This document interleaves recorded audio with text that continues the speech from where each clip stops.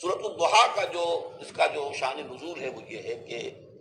کچھ دنوں کے لیے، ایک تو بالکل شروع میں جو رک گئی تھی فترت وحی، اس کے علاوہ پھر ایک موقع آیا ہے کہ کچھ عرصے کے لیے بہت دن گزر گئے تو جبرائیل نہیں آئے، اور آپ کے اوپر ایک شدید قسم کی جو ہے وہ پریشانی طاری ہو گئی۔ کچھ لوگوں نے بھی طعنہ دینا شروع کر دیا، کچھ عرصے سے محمد تم نے کوئی نئی وحی نہیں سنائی، کیا ہوا تمہارا شیطان کیا چلا گیا بس اب؟ کوئی ایسا بھی بتایا گیا کہ ایک دفعہ کئی متواتر کئی راتوں تک آپ رات کو اٹھے نہیں، تو کہا وہ تمہارا شیطان تمہیں چھوڑ گیا ہے۔ وہ ساتھ کے رہنے والی عورت جو تھی کہ رات میں نے سنی نہیں تمہاری کوئی پڑھنے کی جو تم پڑھا کرتے تھے، شاید شیطان تمہیں چھوڑ گیا ہے۔ خود آپ کو جس قدر ایک اشتیاق رہتا تھا کہ وہی آئے اور آپ کی وہ روح کو جو ہے مزید اور غذا اور تر و تازگی جو ہے وہ مسلسل ملتی رہے، اس کی وجہ سے یہاں تک آتا ہے کہ حضور فرماتے ہیں کہ اس درجے میں رنج اور غم میں تھا کہ میں سوچتا پر بنائے تب بشری، اس درجے حضور کے اوپر جو ہے یہ شاخ گزر رہا تھا کہ وہی کیسے بند ہو گئی، اور اس میں یہ بھی تھا کہ اللہ ناراض تو نہیں ہو گئے، کیا مجھ سے کوئی خطا تو ایسی نہیں ہو گئی، یہ سبب کیا ہوا ہے؟ یہ ہے وہ کیفیت کہ جس کے اندر یہ آیتیں نازل ہو رہی ہیں، اور اب آپ اس کو سمجھ لیجئے کہ اس کا نفسیاتی اور انسان کی باطنی کیفیات کے ساتھ کیا تعلق ہے۔ انسان پر دو طرح کی کیفیات طاری ہوتی رہتی ہیں، جیسے میں نے پہلے ایک دفعہ آپ کو بتایا صدیق اور شہید کے درمیان جو فرق ہے بنیادی،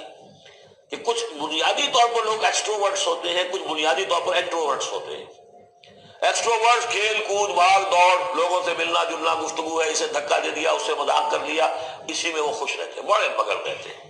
تنہائی انہیں کاٹ کھانے کو دوڑتی ہے۔ اور ایک انٹروورٹس ہوتے ہیں کہ وہ مجلس وغیرہ کو نہیں ہوتا، اپنے تنہائی میں کہیں بیٹھے ہیں، غور و فکر کر رہے ہیں، سوچ بچار کر رہے ہیں، انہیں وہ مجلس سے زیادہ اپنا گوشہ تنہائی جو ہے وہ زیادہ عزیز ہوتا ہے۔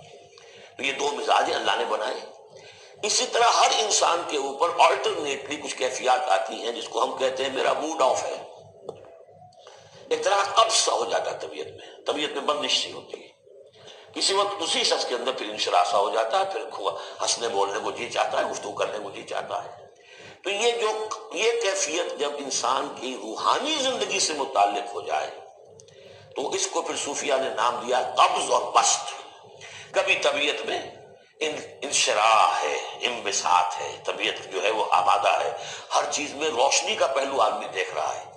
ہر چیز کے اندر آپ کو معلوم ہے ایک تاریک رخ بھی ہوتا ہے کسی معاملے کا اور روشن رخ بھی ہوتا ہے، اس وقت انسان روشن رخ کو دیکھتا ہے۔ اور ایک وقت میں آتا ہے کہ طبیعت میں بندش سی لگ گئی ہے، جیسے اندر کوئی پکڑ لیا کسی نے، اب طبیعت جو ہے وہ بھی اپنے اندر وہ انقباض محسوس کر رہی ہے، اور پھر آدمی پیسیمسٹک ہو جاتا ہے،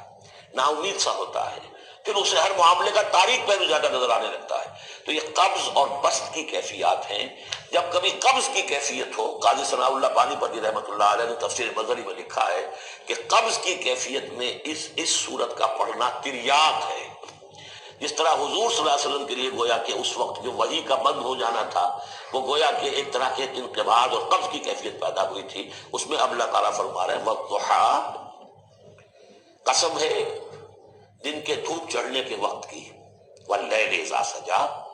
اور قسم ہے رات کی جبکہ وہ چھا جائے یا ساکن ہو جائے، سجا کے دونوں معنی ہے سکون۔ اب دیکھیے ان دونوں کو کیوں لائے؟ اس لیے کہ صبح ہے، حرکت ہے، برکت ہے، چلنا ہے، دوڑنا ہے، ہر شخص جا رہا ہے، ادھر جا رہا ہے ادھر جا رہا ہے، رات کو سکون ہو گیا، تاریکی چھا گئی اور شور ہنگامہ ختم ہو گیا۔ لیکن یہ رات اور دن دونوں ضروری ہے انسان کے لیے، یہاں کا نظام چلانے کے لیے۔ اگر رات ہی رات ہوتی تب بھی یہ دنیا نہ چلتی، اور دن ہی دن ہوتا تب بھی نہ چلتا، تو رات بھی ضروری ہے۔ اسی طریقے سے نفس انسانی کے لیے کبھی کبھی قبض کا وقفہ بھی ضروری ہے۔ آپ اسے یہ نہ سمجھیں کہ اللہ تعالیٰ ناراض ہو گیا، یہ بھی ہماری تربیت کا ایک سمجھیے کہ ایک جز ہے۔ مَا وَدَّعَكَ رَبُّكَ وَمَا قَلَىٰ، آپ کے رب نے آپ کو رخصت نہیں کیا ہے، نہ ہی وہ آپ سے ناراض ہوا ہے۔ وَلَلْآخِرَةُ خَيْرٌ لَكَ مِنَ الْأُولَىٰ، اور اس کے بعد جو وقت آئے گا اس قبض کے بعد وہ پہلی سے بھی بہتر ہوگا۔ اور میں حیران ہوتا ہوں کہ کیسے غالب نے وہ بات کہی ہے کہ جو بالکل ترجمانی ہے اس کی، رکتی ہے میری طبع تو ہوتی ہے رواں اور،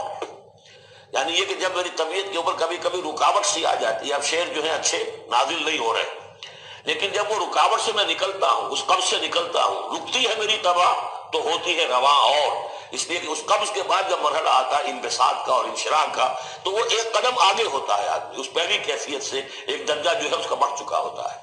وَلَلْآخِرَةُ خَيْرٌ لَكَ مِنَ الْأُولَىٰ، یقیناً پچھلی ہر گھڑی، ہر ساعت اور ہر قبض کے بعد آنے والا انبساط آپ کے لیے پہلے سے اونچا درجہ لے کر آئے گا۔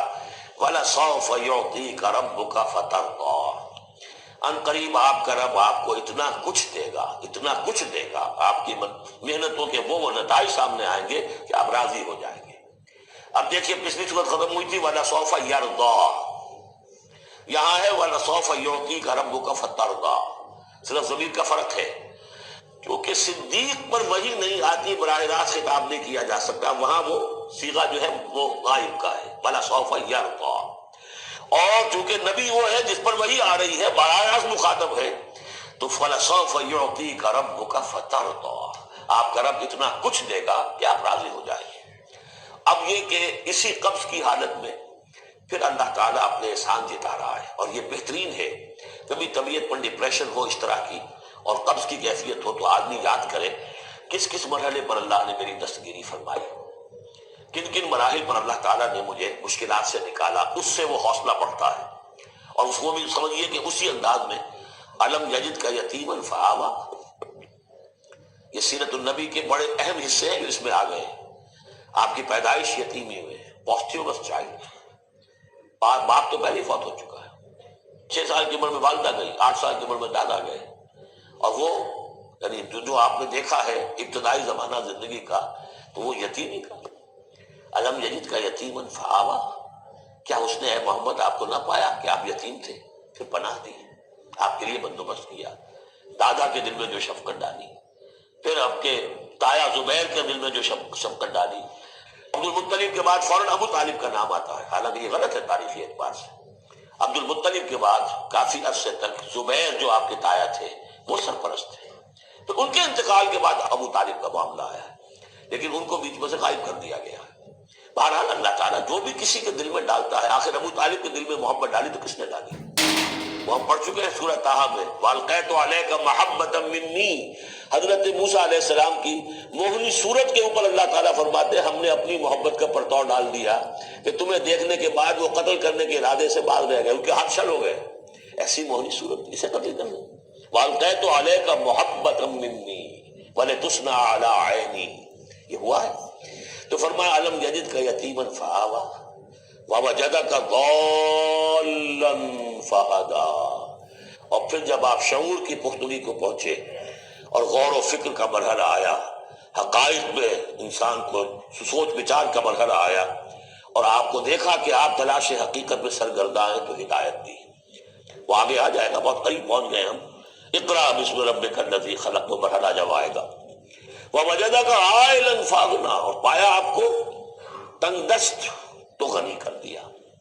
کس طرح سے راستہ پیدا کیا ہے خدیجہ الکبریٰ رضی اللہ تعالی عنہا نے، جو بھی ان کے آپ کے محاسن دیکھے کتنی گرویدہ ہوئی ہیں۔ بڑے بڑے سردار قریش کے جو ہے ان سے نکاح کے خواہش مند تھے، انہوں نے خود جو ہے اپنی لونی کے ذریعے سے پیغام دیا ہے حضور کو، تو یہ ساری چیزیں جو ہے ان کی ساری دولت جو ہے وہ پوری کی پوری انہوں نے لا کر حضور کے قدموں میں ڈال دی ہے۔ وَوَجَدَكَ عَائِلًا فَأَغْنَىٰ فَأَمَّا الْيَتِيمَ فَلَا تَقْهَرْ، تو اے نبی تقاضے ان تینوں چیزوں کے کیا ہیں؟ ہم نے آپ کو یتیم پایا، پناہ دی، اب آپ بھی یتیم کے سر پر سرپرستی کیجئے، کسی یتیم کو اس کے اوپر کوئی جبر نہ ہو، سختی نہ ہو۔ وَأَمَّا السَّائِلَ فَلَا تَنْهَرْ، اور آپ جب کہ تلاش حقیقت میں سرگرداں تھے تو ہم نے آپ کو ہدایت دی، اسی طریقے سے اب آپ کو بھی کوئی شخص سائل بن کر آپ کے پاس آئے سوال کرے، اسے جھڑکنا نہیں ہے۔ اسے جو بھی سائل دونوں طرح کے ہوتے، سوال کرنے والا کوئی علمی سوال اور سوال کرنے والا کوئی مالی دولت، مالی مدد کے لیے۔